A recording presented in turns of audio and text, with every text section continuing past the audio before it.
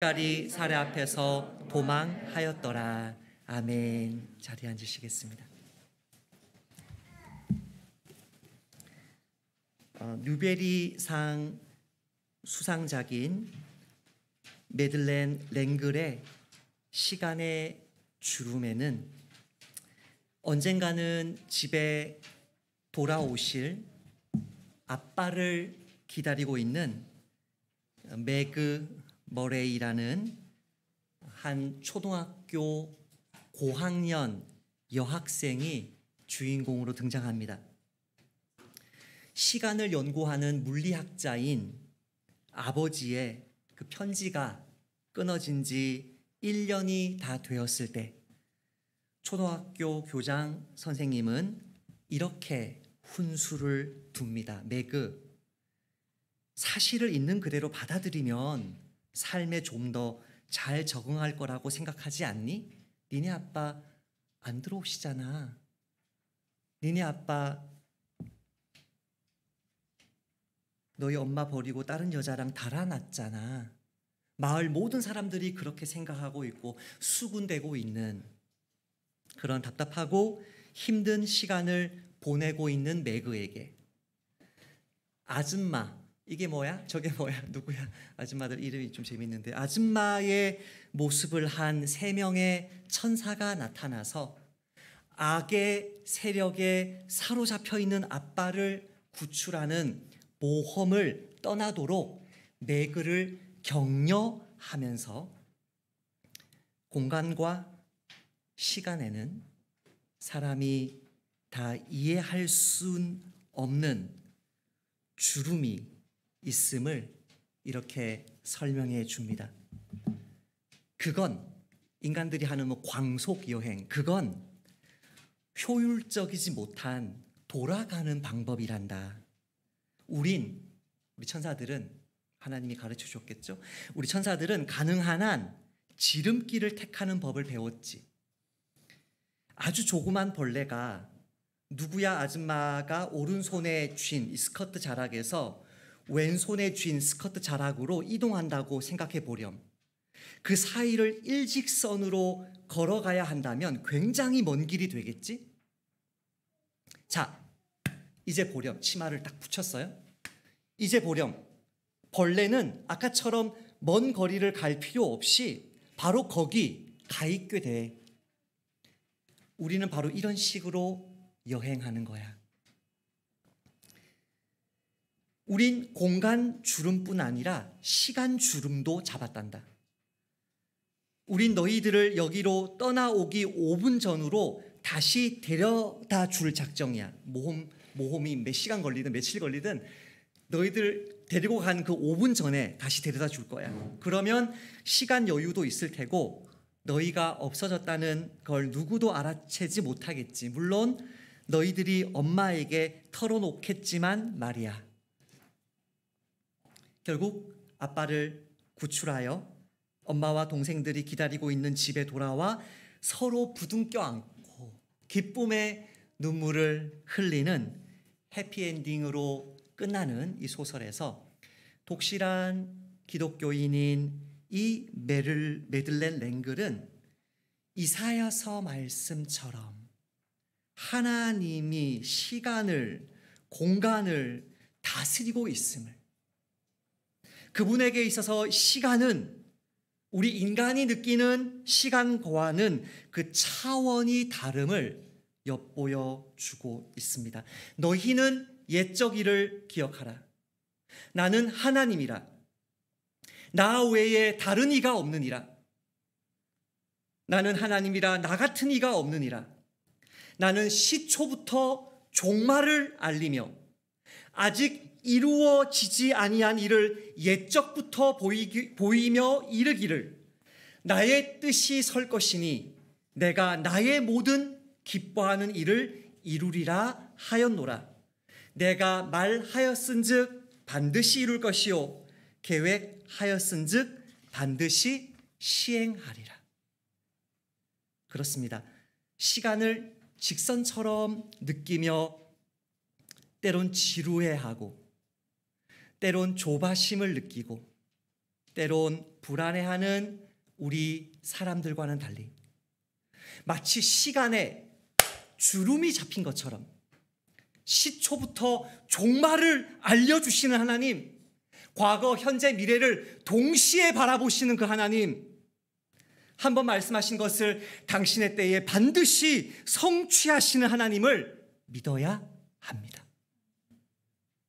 오늘 본문은 하나님을 향한 시간의 주인이시고 당신의 약속을 반드시 지키시는 신실하신 하나님을 향한 이러한 인간의 당연한, 지당한 절대 믿음이 얼마나 중요한가를, 그 믿음을 놓아버린, 일시적이긴 하지만 그 믿음을 놓아버린 사라와 아브라함의 실패를 통해 우리에게 교훈해 주고 있습니다. 먼저 본문은 사라와 아브라함이 실패하게 된 그 표면적 이유를 3절과 같이 제시합니다. 주보에 나와 있는 3절 말씀을 한번 합독해 보실래요? 3절 말씀 시작. 아브라함의 아내 사레가 그 요종 애굽 사람 하갈을 데려다가 그 남편 아브라함에게 첩으로 준 때는 아브라함이 가나안 땅에 거주한 지 10년 후였더라.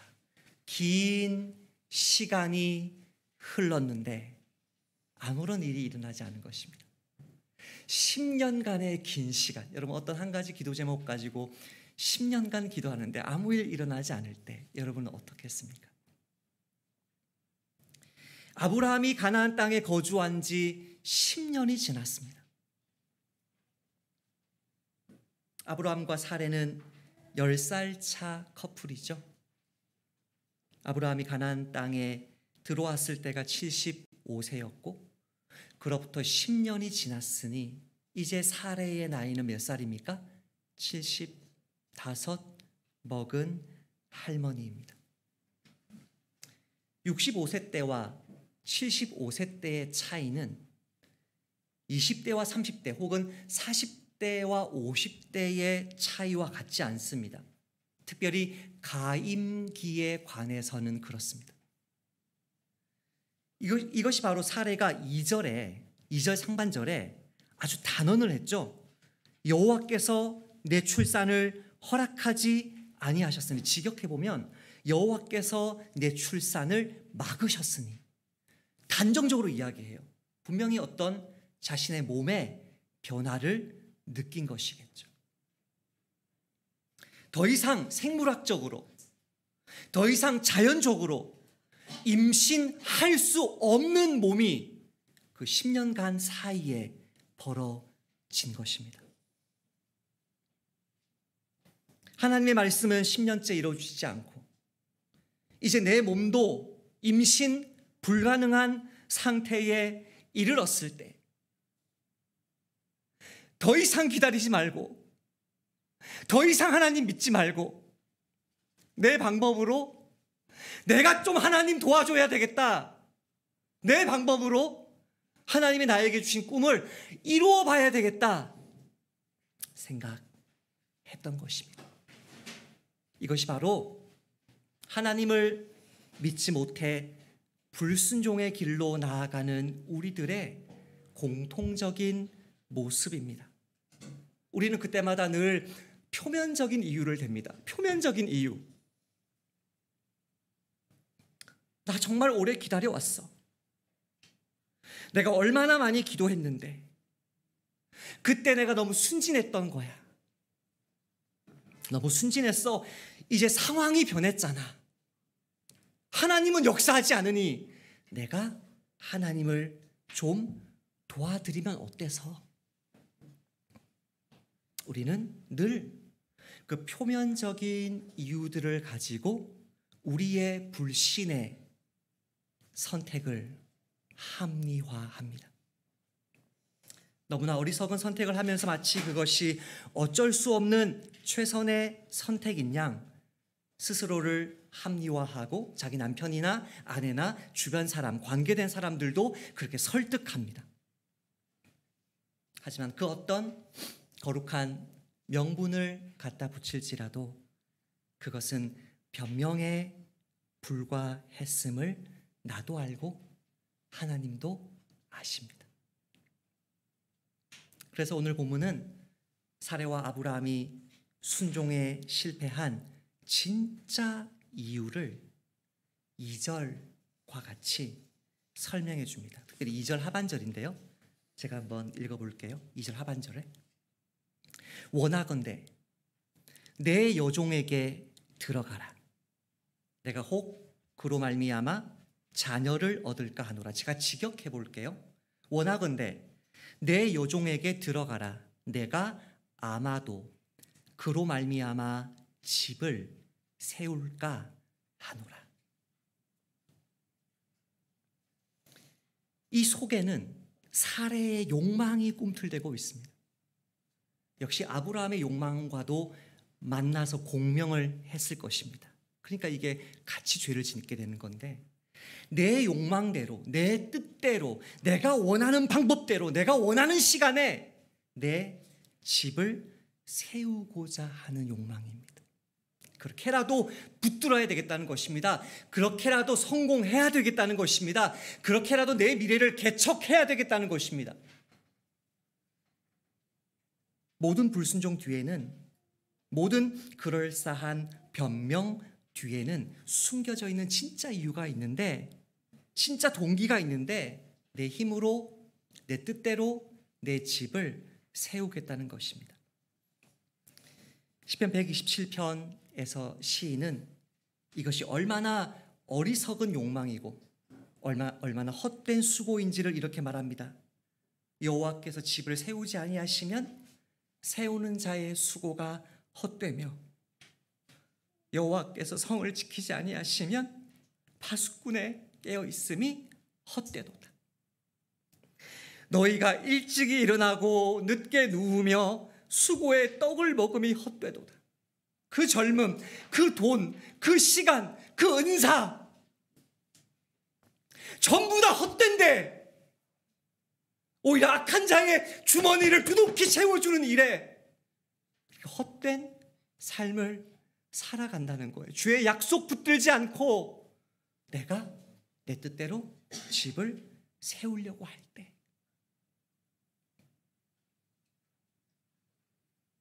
사실 오늘 본문에는 제 설교에서는 강조를 하지 않았습니다만 하와의 죄와 사레의 죄를 같은 단어로 계속 겹쳐서 표현하고 있습니다. 선악과를 집어서, 라카라는 동사를 써서 집어서 남편에게 건네주듯이 자기 여종을 라카, 집어서 남편에게 갖다 줍니다. 뱀이 하와에게 이야기하듯이 사레가 남편에게 이야기합니다. 아담이 하와에게 바보처럼 순종하듯이 아브라함이 아내 말을 그대로 듣습니다. 이 죄를 성령님은 모세를 통해 아담과 하와가 지은 죄를 그대로 반복하고 있음을 보여줍니다. 하와의 경우가 이렇습니다. 너희가 그것을 먹는 날에는 너희 눈이 밝아져 하나님과 같이 되어 선악을 알 줄 하나님이 아심이라. 여자가 그 나무를 본즉 먹음직도 하고 보암직도 하고 지혜롭게 할 만큼 탐스럽기도 한 나무인지라. 아, 저 여종 통해서 이렇게 하고 이렇게 하면 내 집이 서겠구나. 그 탐욕에, 욕망에 눈이 멀어 있으니 하나님의 말씀보다 마귀가 심어준 내 욕망의 음성이 더 큰 것입니다. 이기는 것입니다. 프리베일이라고 그러죠. 이걸 집어삼키는 것입니다. 두 번째, 이 욕망에 굴복한 그 연약함에는 하나님의 말씀에 대한 불신이 사로잡고 있습니다. 2절 그 상반절인데요. 여호와께서 내 출산을 허락하지 않으셨다. 자, 보세요. 하나님이 내 출산 허락하지 않으셨다. 다시 말하면 아이를 주고 안 주고 하나님이 결정하신다. 맞습니다. 하나님이 생명의 주인이십니다. 맞습니다. 하지만 정말 하나님을 믿었다면, 정말 하나님을 생명의 주관자로 믿었다면 오히려 하나님의 더 놀라운 영광을 사모할 수 있는 것 아닙니까? 내가 지금 하고자 하는 일이, 하나님이 나에게 약속한 일이, 그게 선교든 목회든 뭐든 그것이 이루어지지 못하는 일이에요. 안 돼요. 망해요. 그런 일이라면, 불가능한 일이라면, 그러나 하나님이 역사를, 시간을 다스리는 주님이라면 그 일에 믿음으로 순종하는 것은 오히려 더 큰 하나님의 영광을 볼 수 있는 특권 아니겠습니까? 요한복음에서 예수님이 이렇게 말합니다. 예수께서 이르시되 돌을 옮겨놔라 하시니 그 죽은 자의 누이 마르다가 이르되 주여 죽은 지가 나흘이 되었음에 벌써 냄새가 나나이다. 예수께서 이르시되 내 말이 내가 믿으면 하나님의 영광을 보리라 하지 아니하였느냐 하시니, 하나님을 믿지 못하면 하나님의 영광을 보라고 주신 기회를 오히려 불순종의 기회로 전락시킬 수 있습니다. 하나님을 믿지 못하면, 우리 옆 사람 한번 인사해 보실래요? 어떻게 축복하냐면, 내가 믿으면 하나님의 영광을 보리라 선포하세요. 주님의 이름으로 옆 사람과 선포하세요. 내가 믿으면 하나님의 영광을 보리라. 아멘. 내가 믿으면 하나님의 영광을 보리라. 가슴에 손을 얹어 보실래요? 자기에게 말합니다. 자기 영혼에게 말합니다. 내가 믿으면 하나님의 영광을 보리라. 아멘. 하나님을 믿지 못하니 하나님의 영광 보라고 나를 코너로 모시는 그 기회를 오히려 불순종으로, 실패로, 그런 부끄럽고 쓰라린 기회로 전락시키는 것입니다. 하나님에 대한 불신은 제가 자주 강조하지만 하나님의 말씀에 대한 불신과 동일합니다. 하나님을 믿는 것은 하나님의 말씀을 믿는 것인데, 사레와 아브라함의 이 하나님을 향한 불신 뒤에는 하나님의 말씀에 대한 불신이 자리 잡고 있습니다. 하나님은 바로 전장에서 바로 이 다메섹 사람 엘리에셀이 내 상속자가 될 것이란 그 말씀했을 때 하나님은 아브라함에게 이렇게 말했습니다. 그 사람이 내 상속자가 아니라 내 몸에서 날 자가 내 상속자가 되리라. 남편과 아내는 한 몸입니다. 이러므로 남자가 부모를 떠나 그의 아내와 합하여 둘이 한 몸을 이룰지로다. 이 성경 말씀은 다 구전되어서 내려오다가 기록이 되는데, 모세 때 이 말씀을, 이 아담과 하와에게 주신 이 말씀을 누가 지금 전수하고 있어요? 아브라함과 사레가 전수하고 있단 말이에요. 이들이 알고 있는 이 말씀, 아내와 남편은 한 몸이고 하나님이 내 약속의 씨를 내 몸에서 주신다고 한다면 뭐 해야 됩니까? 기다려야 합니다. 나를 향한 부르심은, 따라잡시다. 나를 향한 부르심은 내 남편에 대한 부르심이다. 이게 하나란 말이죠. 이 평범한, 이 명확한 하나님의 말씀을 믿음으로 붙들지 못하니 자기 욕망에 속삭이는 마귀의 음성을 분별하지 못하는 것입니다. 야, 하갈이 있잖아. 덥석 무는 것입니다.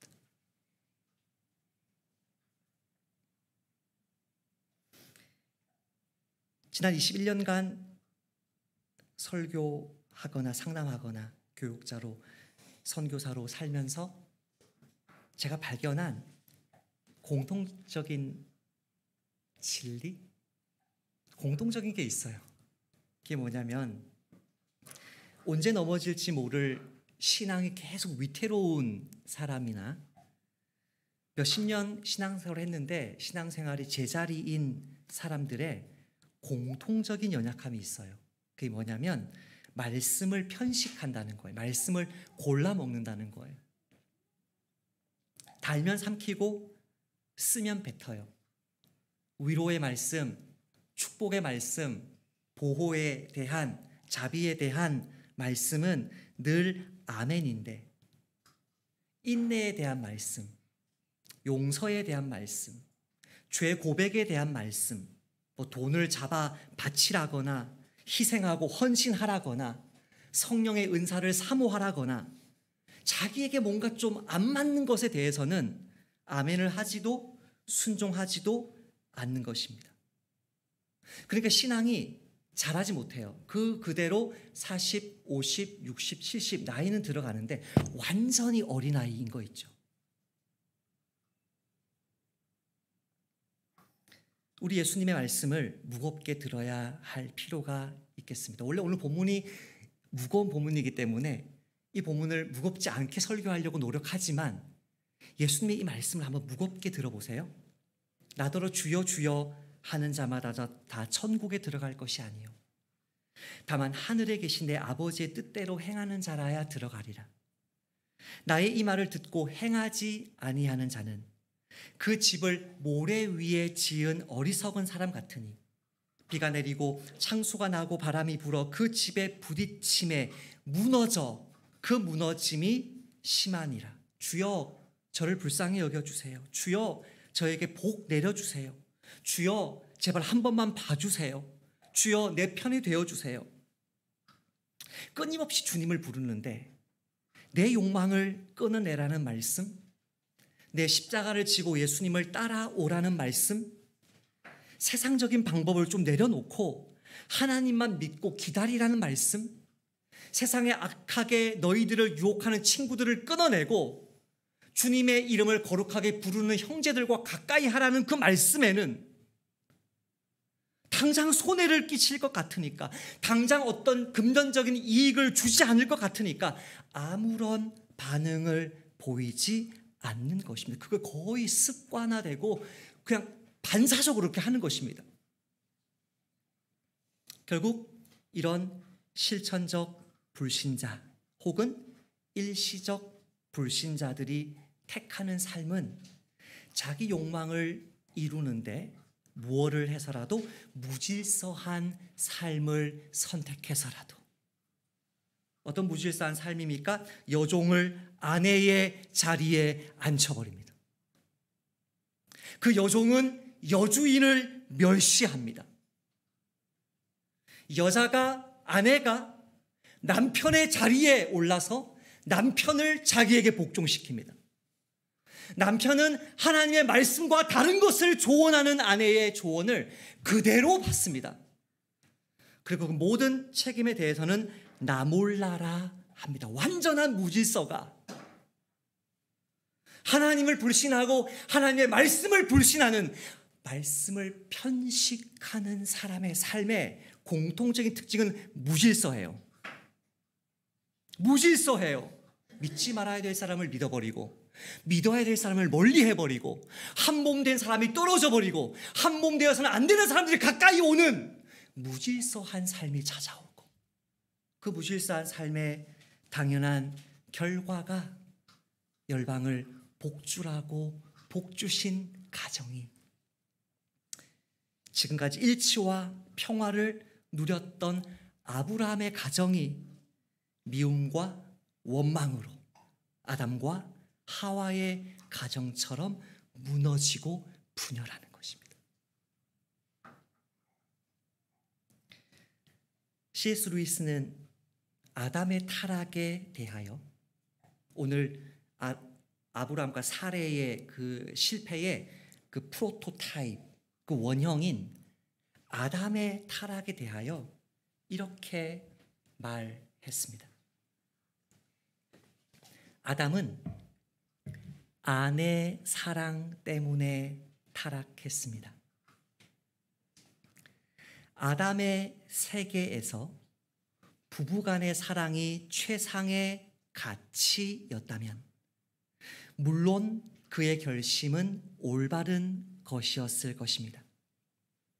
그러나 만약 사람에게 부부간의 사랑보다 더 높은 권리 주장을 하는 것들이 있다면, 이 우주가 유사시에는 아내와 어머니와 자기 목숨까지도 부인해야 하는 곳이라면 얘기가 달라집니다. 아담이 나쁜 일을 따라하는 대신 하와를 나무라거나 꾸짖고 그녀를 위해 하나님께 탄원했다면 잘은 몰라도 아마 하나님은 다른 카드를 손에 쥐고 계셨을 것입니다.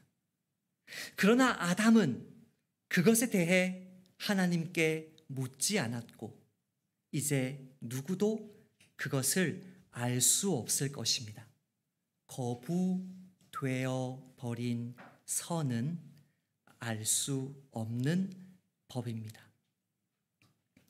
만약 아브라함이 아내의 말보다 하나님의 말씀을 더 귀히 여김으로 사레의 어리석은 제안을 거절했다면 어찌 되었을까요? 잘은 몰라도 하나님은 다른 카드를 손에 쥐고 계셨을 것입니다. 그러나 거부되어버린 선은 볼 수 없는 법입니다. 그러나 엿볼 수는 있는데요. 어떻게 엿볼 수 있냐면 내 삶 속에 순종했던 그 끝까지 코너로 몰리는 그 상황에서도 전혀 계산이 나오지 않는 그 상황에서도 내가 하나님께 내 목숨을 부인하고 순종했던 그 순간 하나님이 나에게 어떻게 선으로 갚아주셨는지를 기억할 때 지금 당한 이 코너로 몰린 이 상황에서 내가 끝까지 주님 의지하면 어떤 선을 보게 될지 엿볼 수 있고 우리의 신앙의 선배로 신앙의 친구들로 주신 주의 종들의 삶 속에서 하나님 말씀에 순종하며 살아가는 그 삶 속에서 나도 이 상황 속에서 이 경제적 문제 속에서 이 자녀의 문제 속에서 이 형편 속에서 끝까지 하나님 말씀 붙들고 순종하면 어떤 상으로 갚아주실지를 엿보게 됩니다. 그렇습니다. 하나님 손에 쥐어진 다른 카드는 오직 하나님의 약속이 이루어질 그때를 믿고 기다리는 자만 맛볼 수 있습니다. 그 하나님의 시간을 끝까지 기다린 자의 그 기쁨에 관한 우리 나그네 교회 동역 선교사님들 중 한 분의 간증에 결론부를 나누며 오늘 말씀을 맺겠습니다.